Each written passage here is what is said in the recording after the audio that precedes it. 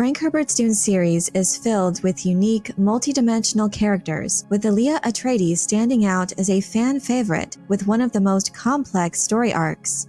Aaliyah, the daughter of Lady Jessica and Duke Leto Atreides, is pre-born, awakened in the womb to full consciousness as she is flooded with ancestral memories. This condition is called abomination by the Bene Gesserit. Anyone born into such a state is executed because of the risk of being possessed by these memories. And in Villeneuve's two-film adaptation of Dune, one of the most controversial choices that the director made was to compress the timeline of events. Denis Villeneuve's intention with using this time compression was so that there would continue to be tension and continued pressure upon Paul Atreides and his story. As a result, Aaliyah remains in utero during the events of the film. Many fans will admit that the storyline of Alia Atreides and Frank Herbert's Dune would certainly have been a challenge to portray on screen. In past adaptations, the actress was usually a few years older, which many fans had deemed acceptable considering the immense acting challenges for a toddler to undertake. With the film's timeline being altered in this way, it omitted some key aspects of Aliyah's character. For one, she was brought up, looked upon as a freak among the Fremen because she was so different. She knew things that no child should know. She essentially was born with the mind of an adult, having no childhood. And the consequences of Lady Jessica's choice reconciling her decision to go through the Water of Life ceremony that did this to her daughter is a significant part of both of these characters' journeys. It was definitely sad to lose those aspects of their journeys in this adaptation.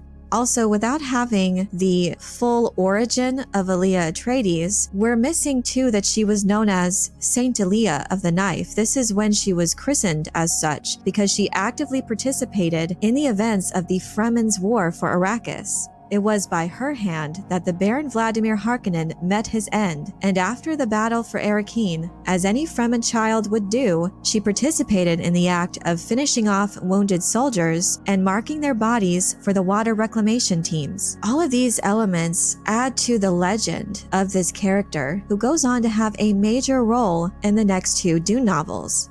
In Denis Villeneuve's interpretation of this character, it appears that elements of Aliyah's story arc were either omitted or incorporated into other characters. For example, with Lady Jessica, after she transformed the Water of Life, the process unlocked all of her female ancestral genetic memories, as well as those handed over to her through the Fremen Reverend Mother and all of her memories as well. And it seemed as if this ceremony changed her character, that she was deeply affected by this ritual, seemingly being influenced or possessed by these other memories. And this is something that Aaliyah deals with as her story arc continues in the subsequent Dune novels.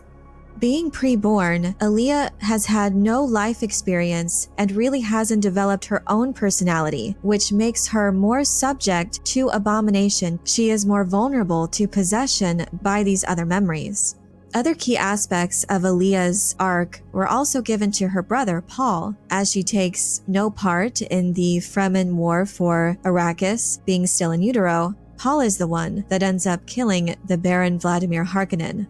And for many fans, omitting her origin story is a significant deviation and also presents confusion as to how Denis Villeneuve will intend to address these changes and to course correct to depict Aaliyah as Frank Herbert wrote her, in particular during the events of Dune Messiah, which Villeneuve intends to do next. Fans are wondering, how exactly is she going to earn the title of Saint Aaliyah of the Knife when this violent background has been omitted? So because of these crucial elements that were omitted in Dune Part 2, fans are hopeful that Denis Villeneuve will take the opportunity to expand Alia Atreides' role in Dune Messiah to more faithfully capture the essence of her character's journey. In the story of Dune Messiah, even though she is in this incredible position of power as sister to the Emperor, she never felt that she was in control of her own life, which is understandable considering the tragic circumstances surrounding her preborn condition. She was subjected to memories and knowledge no child should have. She was denied a childhood. She longs for love and acceptance. She struggles with feelings of isolation and being feared for her nature. And this is where her relationship with Duncan Idaho, the resurrected Gola, comes into play. They develop a very unusual and rushed relationship. Both of them are facing internal conflicts, balancing personal desires, and in the case with Aaliyah, dealing with the demands of her role within the Atreides imperial dynasty. Her story in Dune Messiah sets the stage for further development in the next novel, Children of Dune, in which she takes center stage in critical events. In regards to the case of expanding Aaliyah's story for Dune Messiah to kind of make up for what was omitted in Dune Part 2, I do see a case to be made for including Lady Jessica, though she is not an active participant in the novel. Their relationship dynamics are significant parts of each character's journey. The consequences of Lady Jessica's choice to go through the Water of Life ceremony and risk her daughter's life and ultimately causing her preborn condition, I think it would be interesting to see how Lady Jessica handles this guilt, handles the consequences of her actions.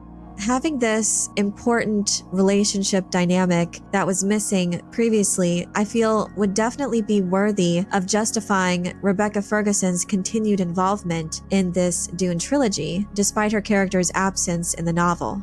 There's also concerns about the time jump between Dune and Dune Messiah, especially when it comes to Alia Atreides' age. Already we've had several years compressed in the events of the two-film adaptation of Dune. Alia being a toddler at the end of the first book, she's around 15 to 16 years old when the story of Dune Messiah begins. Previous adaptations of this story have also made adjustments to the age to make the love story more appropriate from a cinematic standpoint. So I can definitely see Aaliyah being aged up a few more years. This would put the time jump at around 20 years or more, considering Anya Taylor-Joy has already been cast for the role and whose continued involvement has been confirmed by the director. This does present some concerns, though, in regards to the aging of the other actors.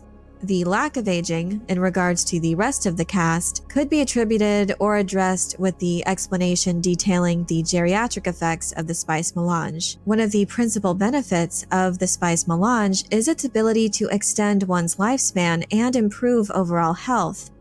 So this would certainly be a reasonable explanation for the continued youthful appearance of the characters of Paul, Chani, and Irulan.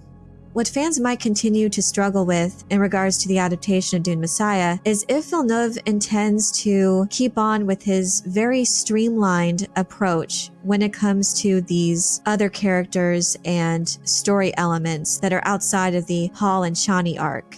I do feel that continuing to sideline Alia Atreides would be very disappointing for fans. At the very least, there is one particular scene that I would definitely want included in this adaptation of Dune Messiah, and that would be when she overdoses on spice.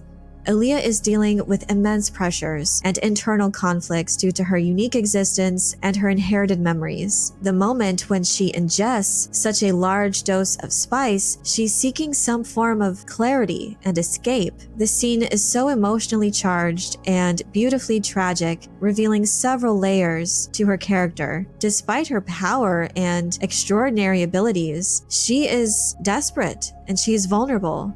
She cries out to burn this thing out of me, desperate to rid herself of the burdens that came with her preborn consciousness and these ancestral memories. She desires normalcy. She wishes to laugh, to not be feared, underscoring her deep longing for a normal life, free from these extraordinary expectations placed upon her.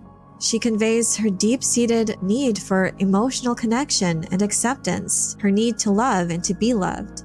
And in the case of Duncan, who shares this scene with her, his care and gentle reassurance provides a glimpse into their budding complex relationship. His loyalty, again, is a standout in this moment, as Aaliyah demonstrates her reliance on him for comfort. This could be a powerful moment in the film, showcasing Aaliyah's internal struggles and making her character more relatable and sympathetic. It offers an opportunity to deepen her character development, illustrating her vulnerabilities and desires and more fully fleshing out her character. Ultimately, there is a lot of work to be done when it comes to the development of these characters, and specifically with Alia Atreides. There is so much to explore that hasn't been touched upon, so I'm curious to see if and how Denis Villeneuve will approach this character for this next installment. He also has a lot of other character work on his plate as well, especially in regards to the relationship between Paul and Chani, and any potential reconciliation that would or should take place. And throwing Irulan into the mix and covering her regret over her role in the conspiracy and facing the consequences of her actions. There is a reason why Alia Atreides is a fan favorite. She is one of the most multi-dimensional, complex, and tragic characters of this whole saga. Her story, if done faithfully, could also provide important foreshadowing for her later turmoil and the struggles of her preborn niece and nephew, who will shape the future of the Dune saga. My hope is also that this adaptation continues with the next entry of Frank Herbert's Children of Dune novel. While Denis Villeneuve has confirmed that, as far as his involvement goes, that Dune Messiah would be his last Dune film, I am hopeful that someone else would want to assume the reins of this series and complete the true trilogy, which would include Children of Dune. If this is indeed where Villeneuve's adaptation ends, Alia's conversation at the end of the novel could provide some much-needed context for the series. And though there are many dramatic and tragic events that take place in the novel, the story of Alia can give fans and audiences some semblance of closure. But I'm curious to know what you think of Denis Villeneuve's interpretation of Alia Atreides. Do you have any thoughts or theories about how her character will be handled in the adaptation of Dune Messiah? Let me know your thoughts in the comment section below.